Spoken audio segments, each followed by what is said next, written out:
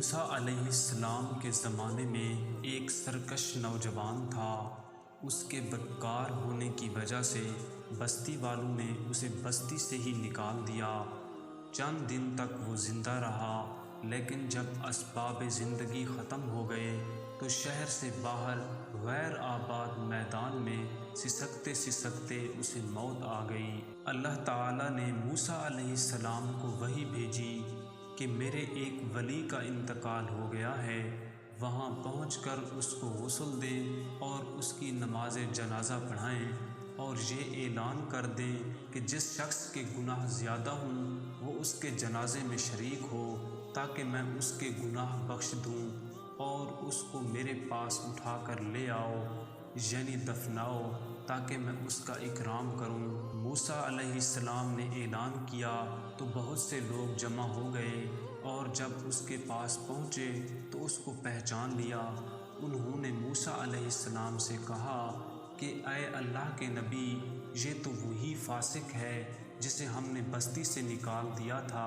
حضرت موسیٰ علیہ السلام یہ سن کر تعجب میں پڑ گئے۔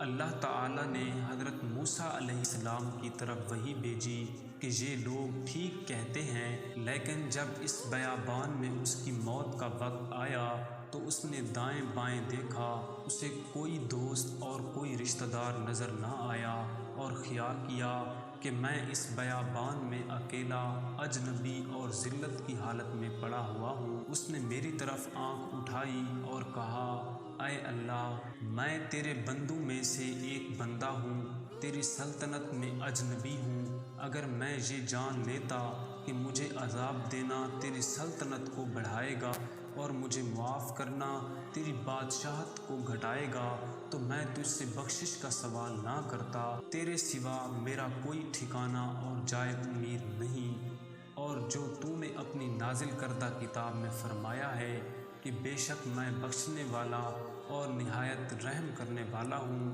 یہ میں سن چکا ہوں، لہٰذا مجھے نا امید نہ کر۔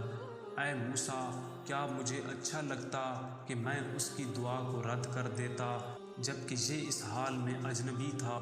اس نے میری طرف مجھے ہی وسیلہ بنایا اور میرے سامنے زاری کی۔ میری عزت کی قسم، اگر یہ روئے زمین کے تمام گناہ گاروں کے لیے مجھ سے بخشش کا سوال کرتا تو میں انہیں بخش دیتا۔ اس کی اجنبیت کی ذلت کی وجہ سے، اے موسیٰ، میں بیگانے کا ٹھکانہ ہوں، اور اس کا حبیب ہوں، اور اس کا طبیب ہوں، اور اس پر شفقت کرتا ہوں۔ ویڈیو کو لائک کریں، شیئر کریں، اور چینل کو سبسکرائب کریں۔ Thanks for watching.